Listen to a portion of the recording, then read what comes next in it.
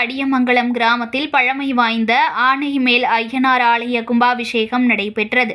மயிலாடுதுறை மாவட்டம் மயிலாடுதுறை அடுத்த அடியமங்கலம் கிராமத்தில் 400 ஆண்டுகள் பழமை வாய்ந்த ஆனைமேல் ஐயனார் ஆலயம் அமைந்துள்ளது.